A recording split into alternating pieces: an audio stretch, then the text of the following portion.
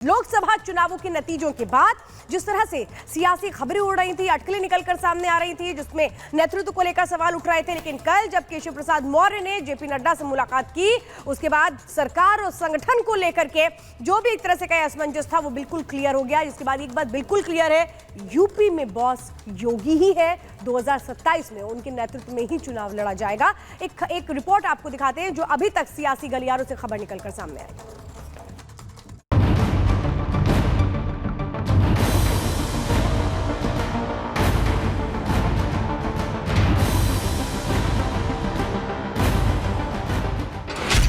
UP में योगी ही boss.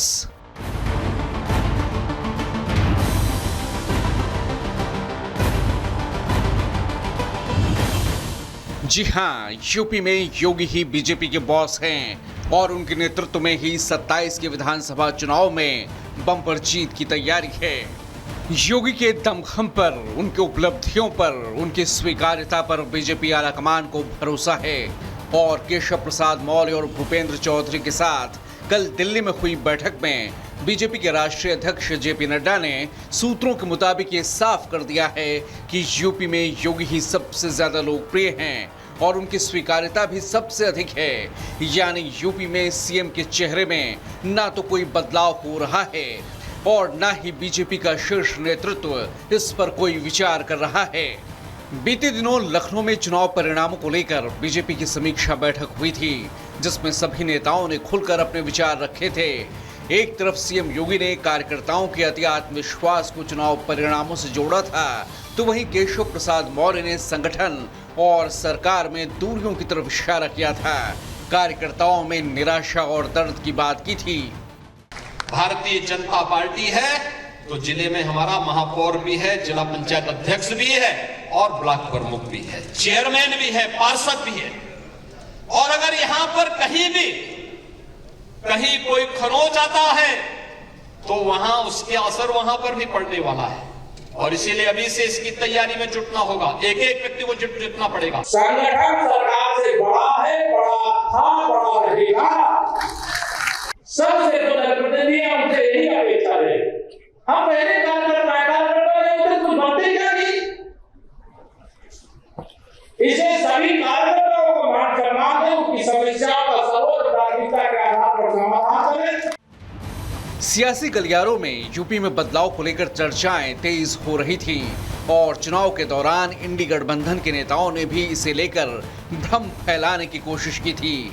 याद कीजिए, चुनाव प्रचार के दौरान जेल से बाहर आकर दिल्ली सीएम अरविंद केजरीवाल ने इसे लेकर किस तरह भ्रम फैलाया था।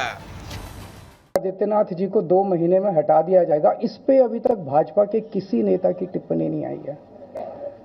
4 दिन हो गए, इसका मतलब ये तो कंफर्म करता है कि उन्होंने पूरी प्लानिंग कर ली है और उनके पक्ष में कोई बोलने के लिए तैयार नहीं है योगी आदित्यनाथ जी के। तो उनका हटना अब लगभग तय है कि योगी आदित्यनाथ जी को उत्तर प्रदेश के सीएम पद से हटाया जाएगा। अखिलेश यादव भी पीछे नहीं रहे थे और चुनाव के बाद योगी को हटाने को लेकर बयान दिए जा रहे थे। संविधान बदलने से लेकर योगी को हटाने तक की बातें चुनाव प्रचार के दौरान उछाली गई और नतीजों में बीजेपी को यूपी में झटका लगा। इंडी गठबंधन ने यूपी में सबसे ज्यादा सीटें जीती और फिर समीक्षाओं का दौर शुरू हुआ। कुछ बीजेपी नेताओं ने सरकार और संगठन में तालमेल की कमियों की तरफ इशारा किया, तो वही मंत्री संजय निषाद ने तो अधिकारियों के तौर तरीकों पर सवाल उठाए। कुछ 2-4% अधिकारियों की वजह से, लेकिन 95% अधिकारी तो ठीक है, अगर नहीं होते तो उत्तर प्रदेश सर्वोत्तम प्रदेश कैसे बनता आज के दिन में है। लेकिन वही कहते हैं ना, एक मछली की वजह से तालाब है। तमाम ऐसे कुछ अधिकारी हैं कि अंदर से हाथी साइकिल पंजा है और ऊपर से कमल। हम तो पहले से कह रहे हैं, ये कहने का मतलब कि मौका पाते हैं ऐसे लोग हैं जो उन पार्टियों से प्रेरित हैं, अपना काम करते हैं और उसके वजह से कुछ नुकसान हो रहा है। लेकिन दिल्ली में बीजेपी के राष्ट्रीय अध्यक्ष JP Nadda, UP deputy CM Keshav Prasad Maurya और बीजेपी प्रदेश अध्यक्ष भूपेंद्र चौधरी की मौजूदगी में बीजेपी आलाकमान का सियासी पैगाम साफ साफ सुना दिया गया। बीजेपी के शीर्ष नेतृत्व को योगी आदित्यनाथ पर भरोसा है। जेपी नड्डा ने 2027 के विधानसभा चुनाव को लेकर केशव प्रसाद मौर्य से चर्चा की, रणनीतियों पर बात की, लेकिन ये भी साफ कर दिया कि यूपी में योगी ही बॉस हैं। योगी की लोकप्रियता और स्वीकार्यता से आलाकमान वाकिफ है। केशव प्रसाद मौर्य को 27 में भी योगी के नेतृत्व में ही चुनाव लड़े जाने का सियासी पैगाम भी सूत्रों के मुताबिक दिया गया। साथ ही पार्टी ये भी नहीं चाहती कि केशव प्रसाद मौर्य सार्वजनिक मंचों पर ऐसा कोई बयान दें जिससे पार्टी की छवि पर असर पड़े। केशव प्रसाद मौर्य यूपी में बीजेपी के बड़े ओबीसी चेहरा माने जाते हैं, लेकिन पिछली बार वो अपनी सीट भी बचा पाने में नाकाम रहे थे। वहीं योगी आदित्यनाथ बीजेपी का वो सवर्ण चेहरा हैं जिनकी लोकप्रियता यूपी के अंदर और बाहर भी बहुत ज्यादा है। इस बार भी बीजेपी के प्रदर्शन को लेकर जब सवाल उठ रहे थे तो उस वक्त भी कई विरोधी नेताओं ने माना था कि योगी की वजह से बीजेपी इतनी सीटें भी जीत पाई। फिलहाल बीजेपी शीर्ष नेतृत्व की कोशिश है कि सभी नेताओं को साथ रखकर हर वर्ग के नेताओं और कार्यकर्ताओं को जिम्मेदारी देकर उनकी शिकायतें दूर कर 27 में फिर विजयी पताका यूपी में फहराया जाए। Bureau report, Republic Bharat. देखिए, एक तरफ उत्तर प्रदेश के मुख्यमंत्री योगी आदित्यनाथ मंत्रियों के साथ मीटिंग करेंगे और आपको बता दें 11 बजे मीटिंग होने वाली, लेकिन इसी मीटिंग से पहले अब आपको बता रहे हैं केशव प्रसाद मौर्य की तरफ से ट्वीट किया गया, एक्स पर पोस्ट किया गया। वो आपको बताएंगे।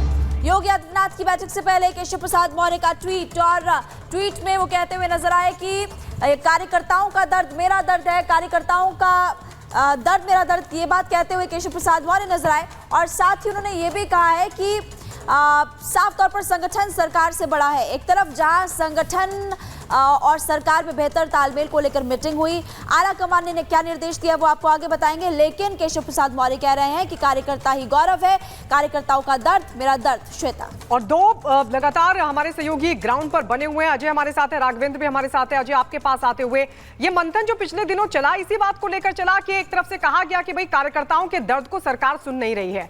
अब केशव प्रसाद मौर्य ने इतने सब कुछ डैमेज कंट्रोल के बाद भी ट्वीट कर दिया है। वो कह रहे हैं कि कार्यकर्ताओं का दर्द मेरा दर्द, सरकार से बड़ा संगठन। अब इस ट्वीट के मायने क्या निकाले जाएं? देखिए, गांव में कहावत कही जाती है बंद मुट्ठी कही हाथ की। तो ये जो मुट्ठी बंद थी, सरकार जब तक बढ़िया से चल रही थी, नंबर्स आ रहे थे, चुनाव जीत रहे थे, सब बढ़िया था, लेकिन लोकसभा चुनाव के परिणामों ने मुट्ठी खोल दी है। जो गुलदस्ता बीजेपी ने जातियों का तैयार किया था, वो गुलदस्ता टूट चुका है और जातियां बिखर गई हैं। यही कारण है कि अब अलग अलग जो कारण है उनको लेकर ऑपरेशन है। कार्यकर्ता डिमोरलाइज था, ये मैसेज चुनावों के समय से ही लगातार फीडबैक दिया जा रहा था। ये कोई पहली बार केशव मौर्य ने बात नहीं कही कि संगठन सरकार से बड़ा है। आज से 1 साल पहले जब प्रदेश अध्यक्ष भूपेंद्र चौधरी को चुना गया था, उससे पहले भी यही चीज ट्वीट की थी, सुबह सुबह ट्वीट किया था और उसको लेकर काफी राजनीतिक चर्चा हुई थी। अब जो राज्य कार्यकारिणी की बैठक हुई, उसमें कार्यकर्ताओं के बारे में केवल केशव मौर्य ने नहीं कहा, बल्कि भूपेंद्र चौधरी ने भी कहा और बनस्पत मुख्यमंत्री ने भी कहा। मुख्यमंत्री ने तो ये तक, देखिए गाड़ियां लगातार एक बार दिखाते भी रहे तस्वीर आपको, गाड़ियां जाने का सिलसिला जो है अंदर शुरू हो गया। हर दिन सुबह सुबह अधिकारियों की बैठक भी होती है, हर दिन की फीडबैक का काम है, उसका सिलसिला है। बात पे वापस आते हैं। मुख्यमंत्री ने भी कहा कि कार्यकर्ता को बैकफुट पर रहने की जरूरत नहीं है, तो कार्यकर्ताओं के पक्ष में बात हर बड़ा चेहरा बीजेपी का करता दिखाई दे रहा है। लेकिन जो कयासबाजी, पतंगबाजी लगातार जारी थी कि क्या कुछ परिवर्तन भी हो सकता है, इसको लेकर रिपब्लिक ने जो खबर चलाई है, उसके बाद ये स्थिति तो बिल्कुल स्पष्ट दिखाई दे रही है कि ये जो बैठक है वो अपकमिंग उपचुनावों को लेकर है, वो उन 10 उपचुनावों की स्ट्रेटेजी को लेकर है। मुख्यमंत्री को फ्री हैंड दिया गया है, मुख्यमंत्री को फैसला लेने का पूरा अधिकार दिया गया है। लेकिन केशव मौर्य ने अब से कुछ देर पहले फिर संगठन और कार्यकर्ताओं को लेकर एक ट्वीट किया है और लगातार इन सब विषयों पर चर्चा है। अजय, और ये